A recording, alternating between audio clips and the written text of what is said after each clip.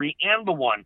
You have Eddie Vanderdoes, who is a very good fit to be a strict 3-tech backup. You have 2 nose tackles with identical skill sets in Jelly and Hankins, and they are exactly what Paul Gunther wants out of a nose tech. 6'2", 6'3", 335 pounds, super stout versus the run. I mean, if you look at how Cincinnati Bengals designed their front four in the Paul Gunther years, it looked just like this. It's identical. Yep. And I think, I don't know. I mean, also when they grade the drafts, they're graded against their own draft boards, right?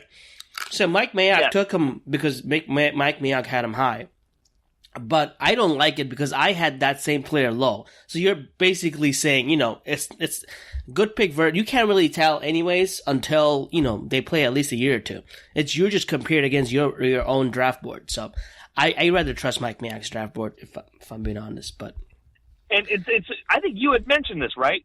Mike Mayock isn't in the media this year. Mike Mayock probably would have been pounding the table for Clelin Ferrell. Mm-hmm. Had Mike Mayock been in the media pounding the table for Clelin Ferrell at 4, nobody is saying a word because Mike Mayock said it. Yep. And he would have been, and if the Raiders would have took him at 4, they would have called it a good value.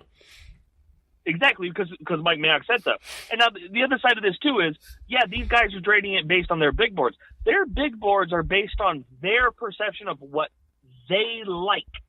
And I think this is the difference with Mike Mayock. When Mike Mayock was in the media, he would always talk about how does a guy fit in very specifically with that team's scheme.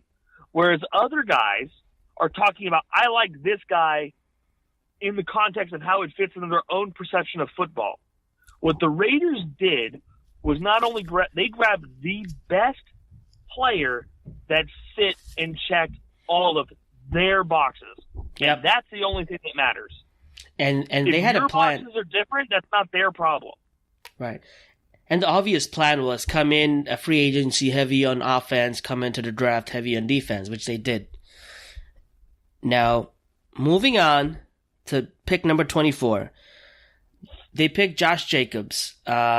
Josh Jacobs is a good player, but they picked him over Marquise Brown and Montez Sweat. Would you have liked to gotten 2 edge rushers, Montez Sweat or a speedster, or are you okay with Josh Jacobs? Because Josh Jacobs is no slouch either. If we're talking about my personal preference, I would never draft a running back before round 4. That's just my personal belief. That's what I've been saying too on Twitter.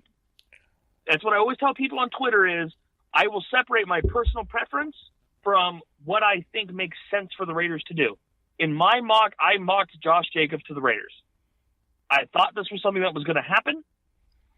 He's a perfect fit. He's exactly everything John Gruden wants in a running back. And I've talked about this a million times about the Raiders offense. This was a team, the 2 lowest teams in all the NFL for play action, Raiders and the Steelers. The Raiders offense has so many similarities with the Steelers, it's not even funny. And what the reason why the Steelers were great with Lev Bell was because Lev Bell could do everything. And then when they had a guy like James Conner backing up Lev Bell, they could bring in a running back with such a similar skill set who could do it all that you never had a tell on offense. Last year with the Raiders with Marshawn Lynch, Marshawn had some really fun plays, but nobody took him seriously as a pass catcher. So when Doug Martin came in, you actually saw a more fluid offense because Doug Martin was actually effective in the pass game, plus a solid pass protector. I'm not saying Marshawn wasn't a solid pass protector. But as soon as Jalen Richard came into the game, you knew exactly what was happening. Yep. But the same thing went with Jared Cook. You never took Jared Cook seriously as a run defense, as a pass blocker, so you always treated him and just went light in the box, but you could never take the running game seriously. So what it was, the Raiders offense had so many tells in it. You knew exactly what was coming. It was too predictable. With Josh Jacobs, there are no tells. You don't know because he can do it all. Isaiah Crowell is a veteran version of Josh Jacobs that's not quite the athlete. But he can run, he can pass block, he can catch. He's not quite the athlete of Josh Jacobs, but he can do it. And then you look at Jalen Richard, he's your pass receiving guy. You look at Chris Warren, he's your hybrid fullback running back type who could do it all, Zach Crockett type. And they bring in a guy like Alex Ingold as an undrafted free agent. Now he's your run blocking fullback. Now you got 5 backs, and they all have a great role. Right. So I think it's the most natural, obvious pick. I have no problem with it if you just look at what the Raiders are trying to do. If you're trying to be objective about what the Raiders want, not your own personal feelings, I think it makes total sense. Now, I will say this. If the Raiders didn't take Josh Jacobs round 1 or 2, and we didn't have a pick in round 3, by the time we picked in round 4, David Montgomery, Miles Sanders, Damian Harris, Darrell Henderson, and Alexander Madison and Devin Singletary were all gone. So if we waited till pick round number 4, who do we have? We didn't really have anyone to pick Benny from. Snell. You're looking like Benny Snell, Dexter Williams, Justice, what's his name from Oklahoma State, who was one of my favorites. Justice Hill, thank you. Yeah. But again, like if I'm going to say point blank, like Justice Hill or Josh Jacobs, holy crap, Josh Jacobs is going to be. I mean, Josh Jacobs literally slides in as your starting running back day one. He's going to get 60% of the snaps, and nobody's going to remember anything when he puts up 1,250 yards next season on the ground and an additional 250 in the pass game. Like, no one's going to say a word, you know? So I think also they took a positional scarcity into it, saying if Josh Jacobs is dead, if he's head and shoulders above everyone else, then the second guy. And the second guy is not going to last till round 4. I guess you take him, right? And there were also chatters that he could have been taken right after us by Philadelphia, who did come out and take a running back later on. And the Colts reportedly loved him too. Yep. So no worries there. What's going on here? And number 27, John Abram. What are your thoughts? Because I know he's like a hybrid strong safety linebacker, right? No, I don't. I would not call. Well, because he's around the box. He's around the box. We'll say. If the thought is he's Deion Buchanan, I would not call him that. I think he's more athletic. I think he's a classic hash defender. He's a classic cover 2 strong safety, right? So can he come in the box, play the box as a cover 1 strong safety? Sure, but he doesn't cover a tight end quite that well. So I would say he's a classic cover 2 strong safety. Now that's a very specific skill set. That's a guy who absolutely can cover in zone defending a hash mark, which is what you're going to need in Paul Guenther's system because he plays a lot of cover 2. But he's extremely comfortable coming downhill and knocking the crap out of a guy. Yeah, he doesn't hesitate. No, does not. He's highly aggressive. Now, the question is, he's not a cover 1 strong safety. He's not like a Cam Chancellor who you can isolate on a tight end and expect him to cover that tight end and wipe him out. He's not that kind of guy. Could you put him in a short zone and kind of bracket a tight end and kind of cover up a space to make sure that tight end's not open? Sure.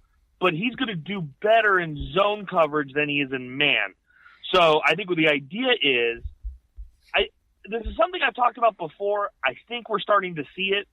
Paul Guenther traditionally likes his 2 high safety stuff, but I think we might be seeing him go to a little bit more of a true 4-2-5. And a 4-2-5 is different than like nickel, because a 4-2-5, really you have a free safety and 2 strong safeties. Gotcha. A weak side strong safety and a strong side strong safety, which is a weird thing to say, but it's how it is. And if you think about Joyner, he would be your weak side your weak side strong safety who's going to cover your slot wide receiver, and then you bring down Abrams, who's essentially a run defending strong safety on the tight end side, who now is giving you run support when you're in nickel, and Paul Guenther likes to be in nickel 70 to 75% of the time. And if you combine the fact that the Raiders are look at everything they did on offense, if this offense is able to jump out to a lead 7, 14 points, and you're going into the half and you're up 14 points, teams are going to now pass, and they're going to be in 3 wide receiver sets. That is exactly why you want John Abrams there. He could defend He can defend all the short zones. You do some man. You could bring him deep if you want. You could have him as a box defender. But teams are always in nickel, or they're always in 3 wide receivers. He's that guy for you. So it makes tons of sense. John Abram, was he number 1 in your safeties list for the Raiders? Absolutely. Savage went earlier. I did not think Savage was nearly as good of a safety prospect as Abrams. By far, the number 1 safety. I was surprised they took him. But when it's all said and done, I see what they're trying to. It makes a lot of sense. I did not think they were going to go safety early. I really didn't. But I think it's a really good pick. He's a damn good player, and it makes a ton of sense. Who would you think they were going to pick? I figured they were going to go offensive guard. Yeah, you've been saying that on Twitter a lot. I think they're happy with what they have. And that scares the crap out of me because I think Denzel Good is just terrible.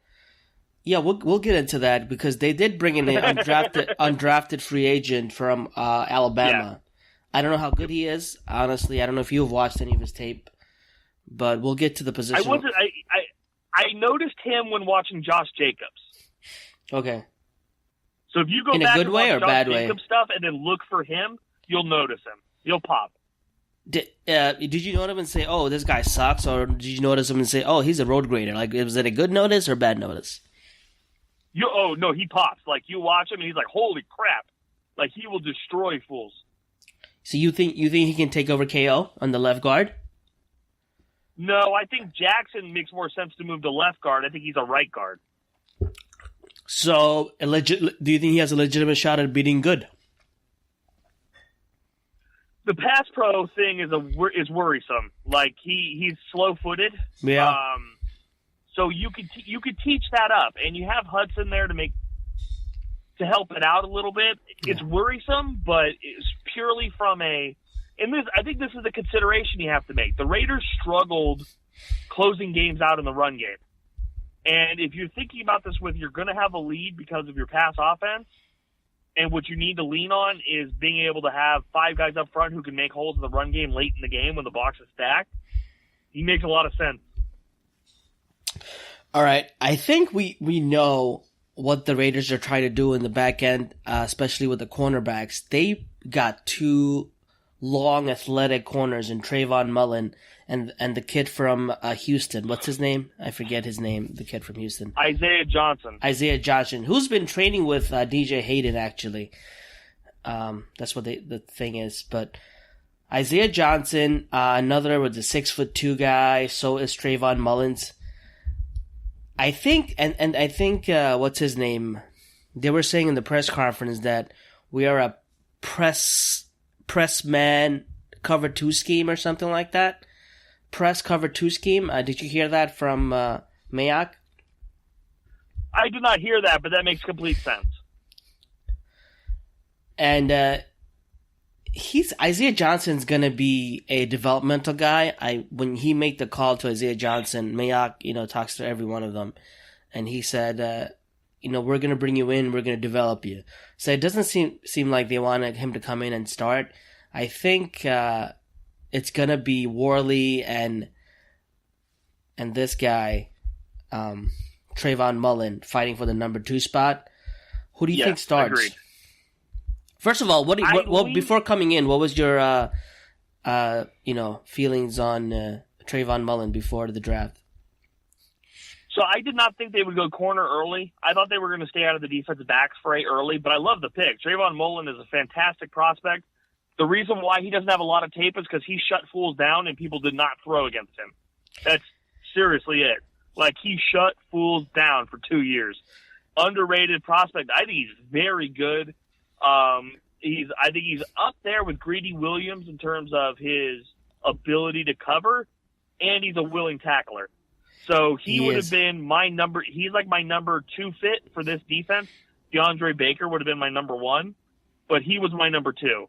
So I like Trayvon Mullen. I think he's a very solid leader. He's a leader guy. I mean, the one thing about all these prospects, they're all leadership oriented, and they're all high character guys. They're all captains. Trayvon Mullen was a captain. I thought it was a very solid pick. I agree with you. He's going to be battling with Worley from day one for that starter spot at the left cornerback. We'll see.